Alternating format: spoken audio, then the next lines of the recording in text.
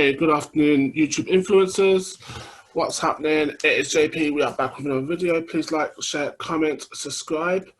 We are here doing a I'll say it's a very interesting, special video right now. So I'm going to introduce you to the lovely. That's enabled. I like that. Yeah, so she's going to, we met up live actually, and yeah, she's going to basically tell you about herself and why she's doing this video. So it is literally over to you. Okay, so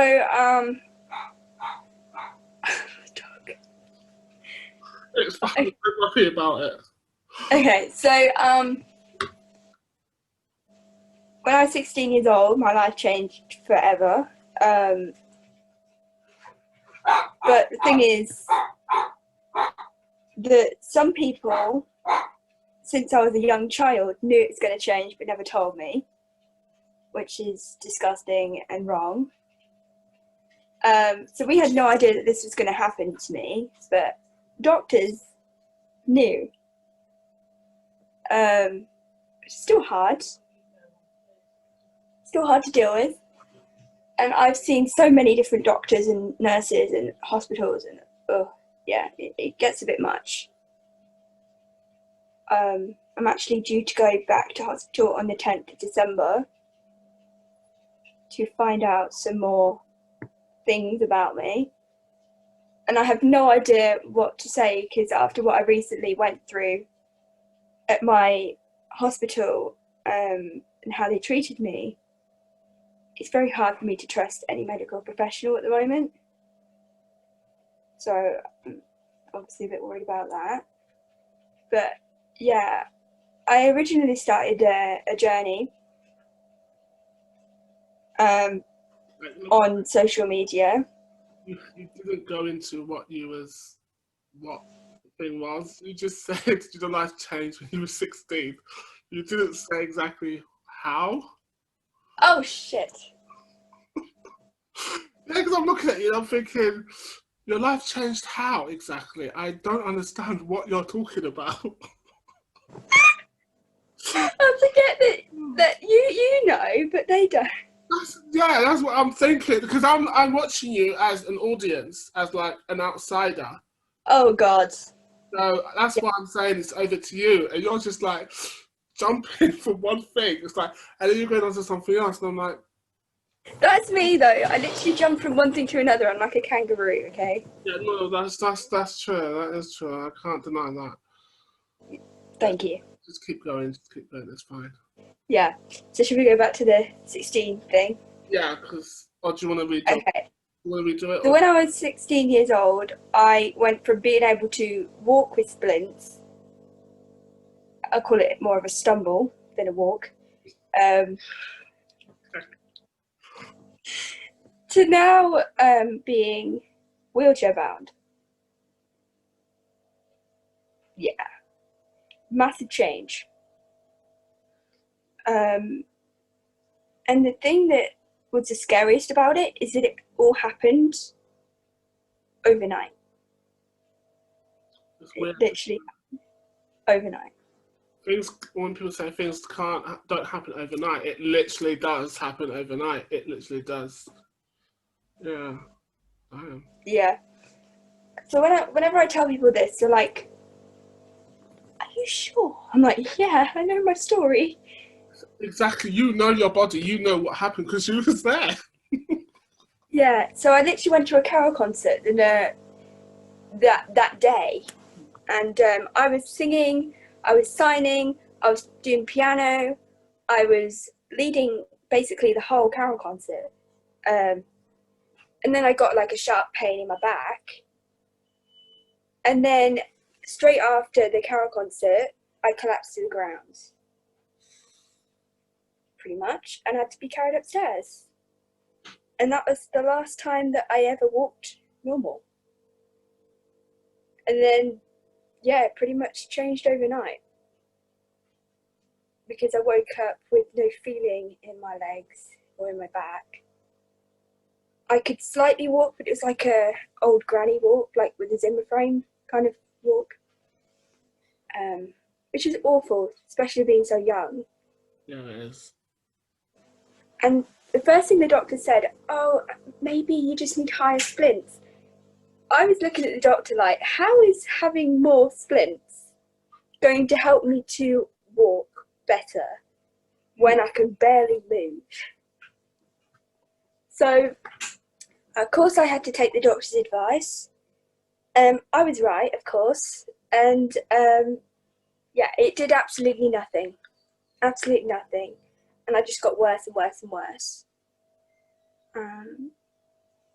So I had all these tests done. I was like, okay, this isn't great. But I had hope. I had hope that maybe it was an illness. Mm-hmm. I didn't know how serious it really was. But it was actually not a normal doctor who told me that I was paralysed. It was an optician. Yeah, the optician was like, has nobody told you you're paralysed yet? I'm like, I'm what? You're paralysed. I said, no doctor's told me this. Well, it says here on your nose, sudden paralysis. Why did the optician tell me that I was paralysed when they're meant to be looking at my eyes? Yeah, so I started questioning things from there, and I was like, oh gosh, what do they know what they're doing? Do they know what they're saying? Why did they keep it from me as well? And I said, no, you're kidding, right? You know, it's not real, right? And they said, well, you can't move your legs, right? I said, yeah. Well, that's paralysis. Oh. And an optician was the one who told me this, not a neurologist, nobody like that. Mm-hmm. Hold on, let me just pause this a second. Yeah. So they basically said to me, what causes sudden paralysis? And I was like, I don't know. I'm here to have my eyes tested. I'm not here for you to tell me what you think could be wrong. Oh, well, we had to check your eyes out to make sure they were okay. Turns out they weren't right from the beginning, but nobody told me that until later on. Because my pupils, they dilate a lot, and I didn't need any, you know, that, what's it called, that stuff that goes in your eye? Eye drops. Yeah, I didn't need any of that because my eyes naturally were dilating. So that is actually a sign of neurological issues. I didn't know that for a while. And they were just like, oh, you know, maybe everything's fine.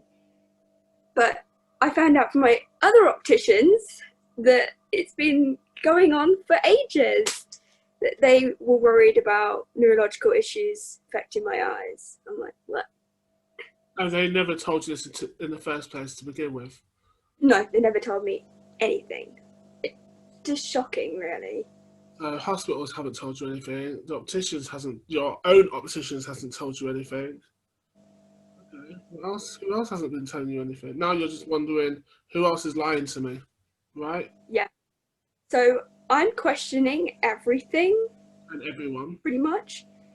Now, because since I've been 16, my life has been so up and down, up and down, up and down, up and down, like a roller coaster. Seeing numerous doctors saying, yes, it is, no, it isn't, it might be, it might not be. And then something happens and they're like, yeah, it's definitely that, diagnose me. And then they suddenly remove the diagnosis. And I'm like, what? Yeah, it makes no sense. It doesn't. So it's just weird. I don't know what. I feel like they're hiding something. I really do. Yeah, because I was diagnosed at age 20. I was diagnosed with degenerative neurological disease.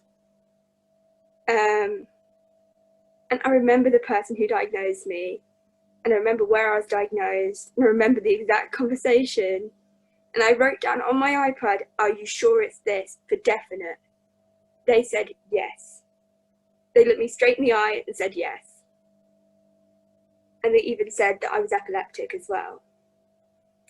And now, age 21, they're questioning that and DND. So they're questioning that. What's DND, sorry?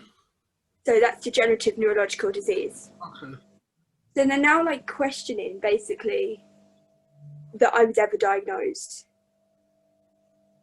And I'm like, what? What? Yeah, it doesn't make any sense. Because we were told to take so much evidence into hospital to prove that I was diagnosed with what I was diagnosed with. We took the letter, my diagnosis letter, took it to the hospital, and they were like, that's not enough evidence. Yeah. I'm like, what on earth is going on? And meanwhile, I was just getting sicker and sicker and sicker. Yeah. And I still am getting sicker and sicker and sicker. You just don't see it as much. That's it. Makes sense. That makes perfect sense. Yeah. So because of the dancing and stuff, Your mind. you don't see my body still suffering. But it's something that I do to keep me going, and it's given me more independence than I would have ever had. But I've lost more feeling over my body. My legs go purple. They go purple, white, pink, splodges. It's full on bad. I can't control my body temperature. I have seizures whenever my body decides to have one. It's annoying. It interrupts my day. It's interrupting my life. But I'm always told, are you sure it's not just your perception? And it's just awful. I didn't know until one of the nurses told me, one of the trusted nurses that I trusted at this hospital told me that they actually tried to put a breathing tube in twice when I was in hospital in August. But yeah, so they never told me that. And they never told me that I was on oxygen either. And they just said, you've been absolutely fine. To me, that's not somebody who's absolutely fine.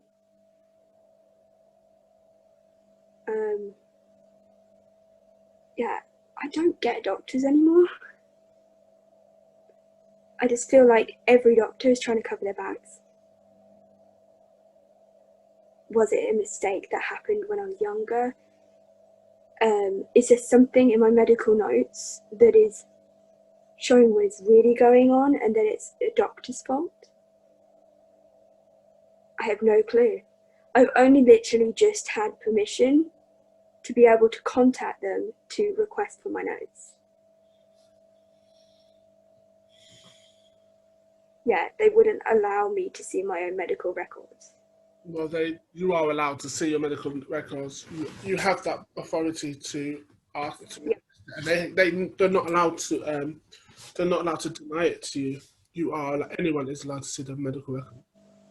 Well, they tried to make it seem like I was mentally unwell. They actually told me that my mum and my dad didn't love me, and that I was seriously psychiatrically ill. So they were going to put me into a mental institution. Wow.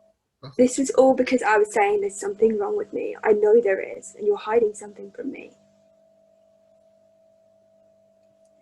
Because all this was happening, and because I didn't do what they wanted me to do, which was they wanted me to get up and walk. Well, I couldn't. They wanted me to be able to eat. I couldn't. That's just madness. Hold on. Here we go. We are back. So, guys, we just took a short break. So we're back now. Where do I start?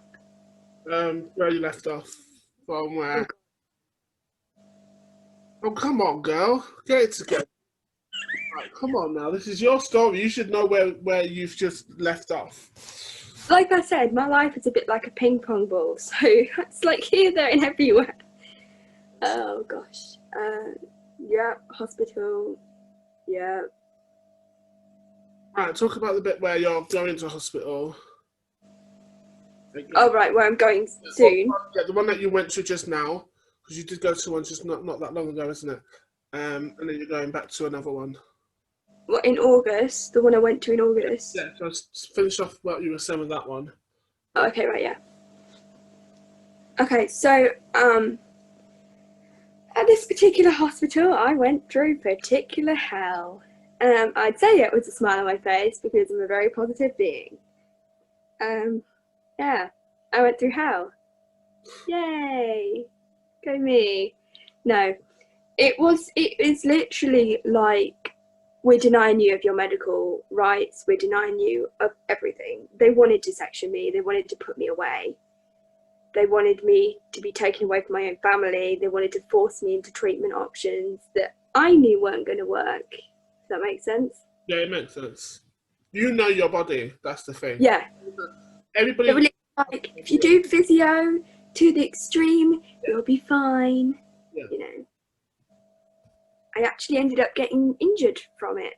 I actually got an injury and I had to go on 6 weeks of extra medication to heal my spine because it was inflamed. Because they didn't listen to me. Yeah. A lot of things when people see someone, they automatically assume that somebody can do something more than they actually can, just because of the way they're portraying themselves. Yeah. But some people do that because they don't want to be seen as a pity story. You know, they really want to be shown as a strong person, so they show the world that they're strong, and really they're really struggling. But if a doctor sees that, they're going to be like, something isn't right here, you know. Yeah. And they're going to question everything you do, and that's literally what happened. So they would literally turn off my feed that was surgically done and make me wait longer till I was hungry, then call in the speech therapist so that they would then try to force food down my throat. Pretty much. They would do that. They would say, go on then, swallow. Go on then, swallow, swallow, swallow. You're hungry, aren't you? You're hungry, aren't you? So it was a lot of manipulation. It was really bad. But every time I coughed or choked, they're like, oh, stop being dramatic. So I was like, are you meant to be helping me or are you meant to be just judging me? And yeah, that got worse. So I eventually said, right, you know what? Don't come anywhere near me because you're going to kill me. It's those words I said. So basically, you can't eat physical. You cannot eat solids. You have to have a drip, basically. Yeah, but it goes through my stomach. Yeah. So is this Yeah. is the drip actually in your stomach 24/7, or do they take it out No, after? it's always there permanently. Like right now I'm feeding, so it's hard because you want to eat, and it's not like you don't want to eat, you do. But yeah, even with tasters that I've been having recently, because I'm allowed to have tasters to have flavour, but with that I've had so many close calls where I've had to be suctioned, where I've been having coughing, where I've almost aspirated on my own secretions and everything. It's like really bad. But this place were like, I'm pretty sure if you tried, you'll be fine. I'm like, Yeah. So your hospital appointment that's coming up. I just don't get doctors anymore. Yeah. And the most recent doctor that I saw was like, you may be epileptic, but you may not be. There's evidence to say you could be, but the scans say different. And I said, you what? I said, you do realise, and I know this, not as a medical person, epilepsy isn't always shown on scans.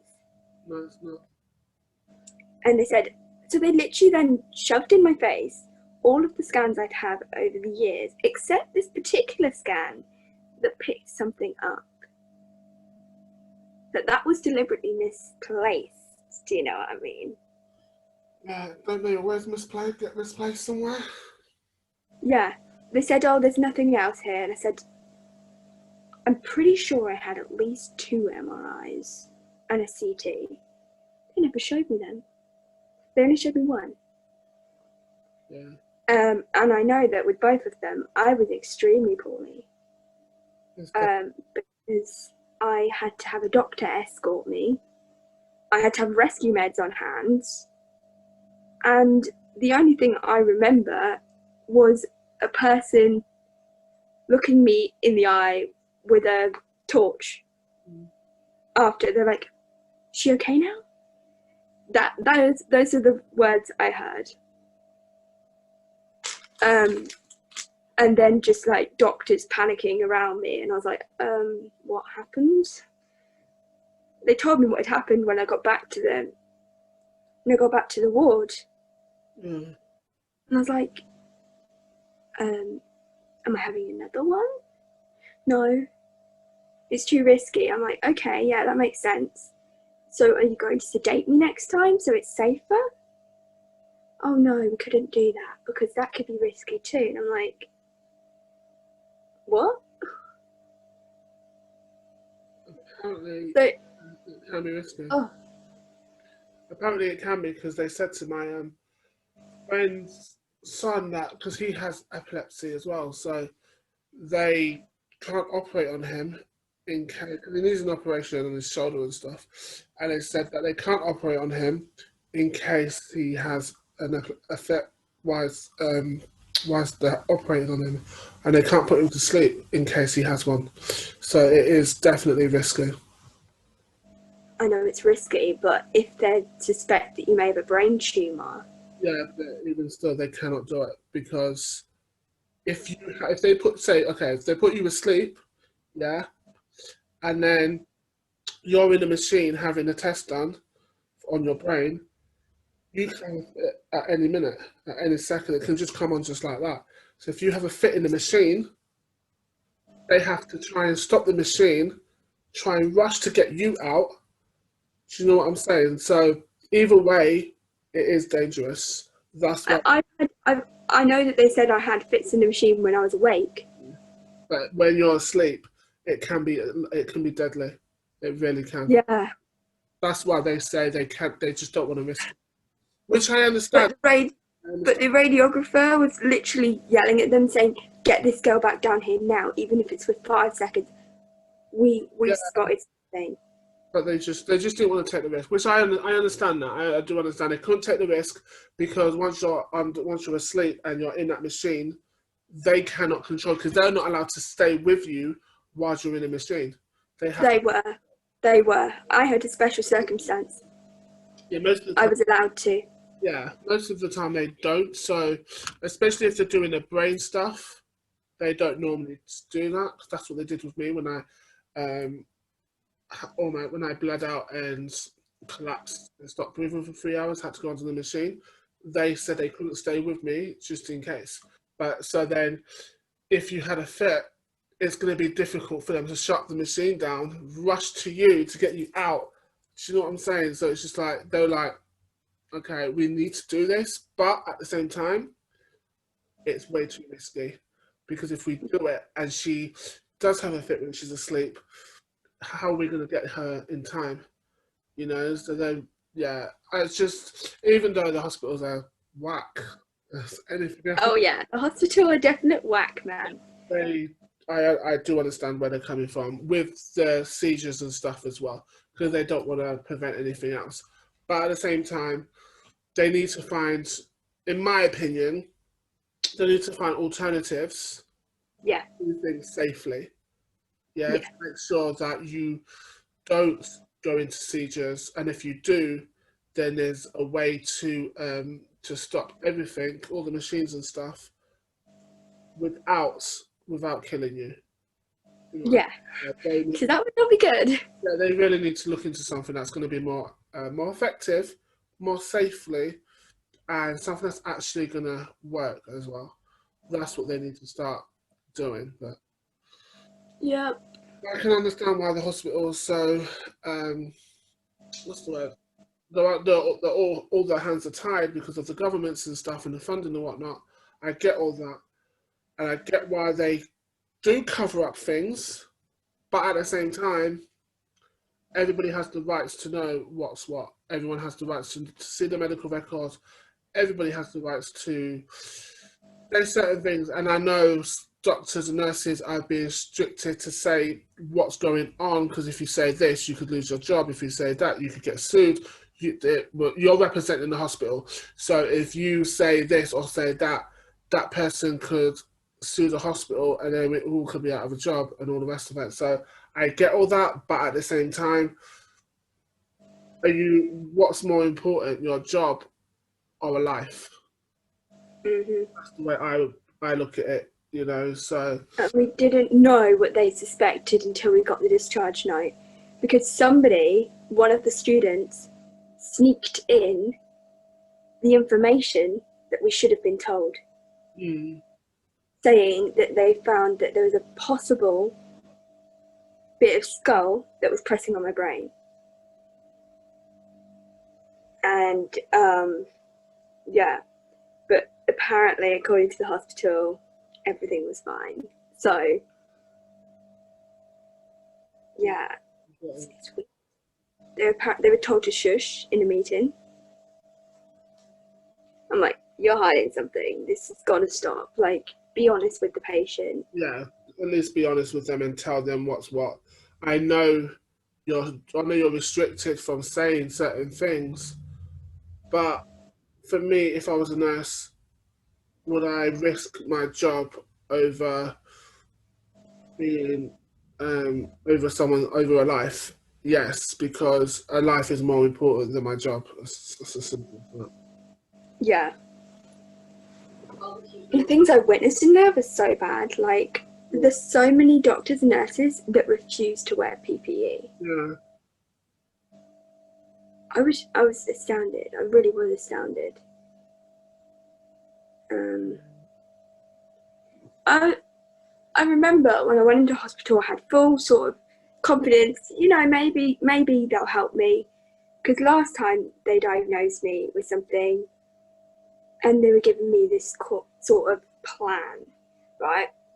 But Yeah. then, because of the fact that I could speak this time, and they found this information online saying that I'd shaved my head, even though my hair was full.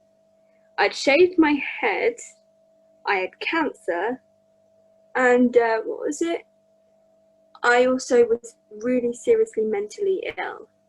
This was found on a hate website, and the photo wasn't even of me. Like, what? And when do doctors start listening to the internet? You know you're in trouble. Yeah, and I was a bit like, oh gosh, where did they find that? And they're like, our sources cannot be determined. And I'm like, was it a hate site? Well, somebody came to us saying, I'm like, so you listened to some random person? They're just chatting rubbish, like literally. Well, I was saying I've got a tense pressure in my head, something's not right. Yeah. You need to do something, you need to find out what's going on. They didn't. They were like, everything's fine, everything's happy and wonderful. They would do, they wouldn't It really wasn't. And the amount of times that this has happened to me, like, everything's fine, don't worry, you'll be fine. In 5 years, you'll be walking.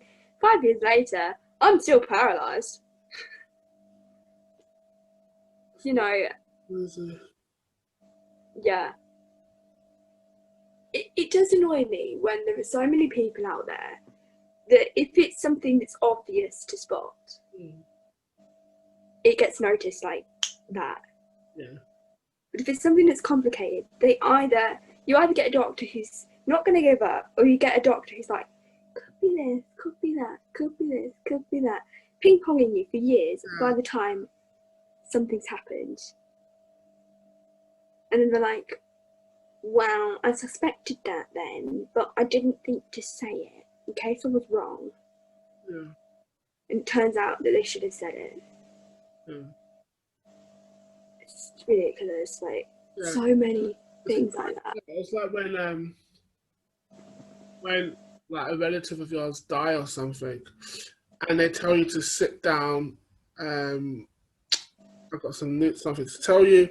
Just come out and say it. Stop pussyfooting around. Like we said before, stop pussyfooting around. Just literally, I'd rather you just tell me. Don't tell me to sit down. If you've got something to say, just say it. Yeah? Mm-hmm. If somebody has died, just say it. Because having me sit down and telling me that someone has died isn't going to help. So you might as well just come out with it, say what you have to say, and then just get it over and done with. I know you've got to be delicate with the kids and stuff, which is fine, but I'm an adult, so tell me. I said to them, I'm 21 years old, I can handle this. Tell me what's going on. Well, we don't think you'd like what you see in the medical records because it might not be on your favour. I'm like, excuse me? But at least just tell me anyway, whether I'm gonna like it or not. It's not. That's just doesn't make any sense. Just tell me what it is. Don't worry about whether I'm gonna like it or not. Just tell me how it is. I'm an adult. I have the rights to know what's what. Don't pussyfoot around me and sweep it under the carpet. Stop talking to me like a child. Just tell me what is going on. That way. By this time, I was having like serious seizures, and I almost ended up in ICU. And they still wouldn't tell me or my parents what was going on. I was having COVID tests every blooming 5 minutes. Yeah, you would though, because of your high risk. Yeah, and they lied, saying that they didn't put me right next to a COVID ward. They did, because there are people walking in with hazmat suits. Yeah. So what about your hospital appointment that's coming up? You've got one coming up, right? Yeah, but that's not at that hospital, thank God. Oh, okay. But I'm not even kidding. I saw a photo online and it made me feel sick to my stomach yesterday. Of one of the people that actually caused this hell for me and my family. They were praising this person, saying how wonderful they were. And I was like, you know. Yeah. Can't you write a report or something and literally there's stuff going on, definitely behind the scenes. But if the complaints aren't dealt with, I will be taking it to the newspapers. I will be taking it global. I will do anything I can to get this hospital named and to get this person out of their job. Because it's that serious, it could have killed me.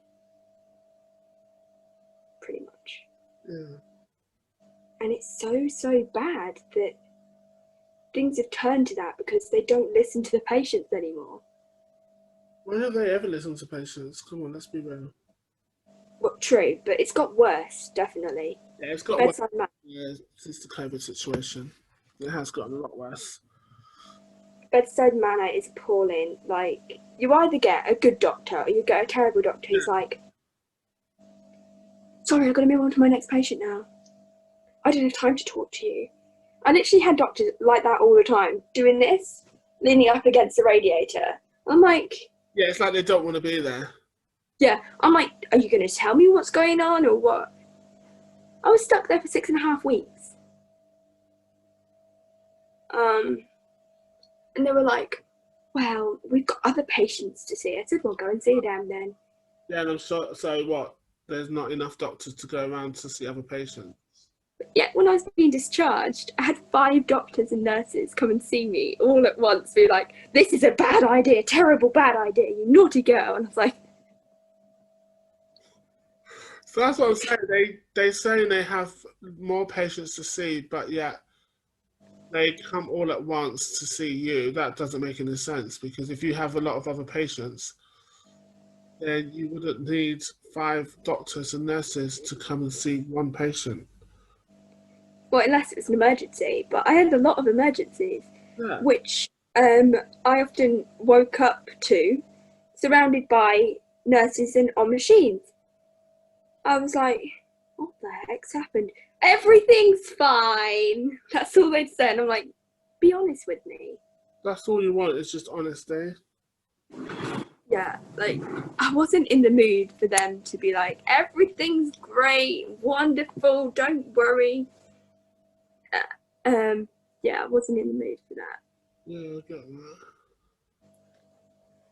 And I'm still worried, obviously, about this appointment that's coming up because I have no idea what they're going to be like. But You need to get there. I have to try.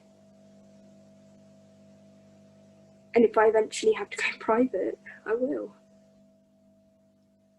Sometimes private is the best way, so they say. I don't know how on earth I'll do that. Yeah.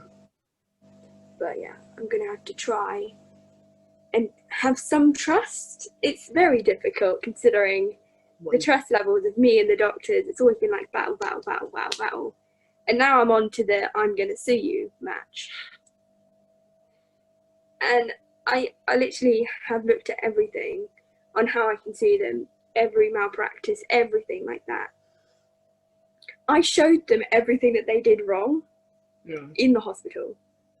Have you gone to PALS? Yep. PALS are useless, aren't they? They are. Pretty much, yeah. Yeah, I spoke about my experience to them when I almost died. That was like... Yeah. They can be all right. Yeah, so they didn't get back to me. Yeah, they've got back to us and it's going to the chief of the hospital. Mm. And they have 30 days to reply. If they don't, then it goes even further. And but I'm saying if they don't reply in 30 days, I'm going to the newspapers. I'm going to the news. I'm literally gonna. What about what about going to your MP? Yep, he already knows. Every area has their own MP in it, so yeah, I don't we have that. But yeah, have you thought done all that? They wouldn't listen. So we spoke to the MP. They were like trying to have a go at the hospital. They said, we don't feel threatened by you. And I said, well then, wait for it. Well, I've got to come then.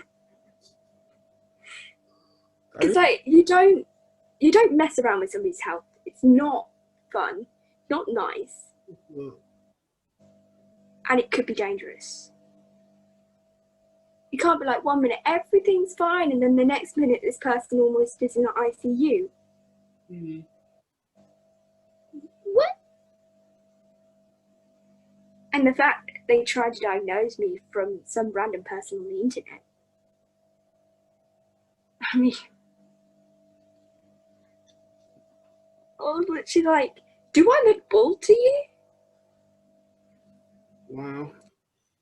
They said, apparently you shaved your hair off. I said, when was this? Because I'm way too attached to my hair.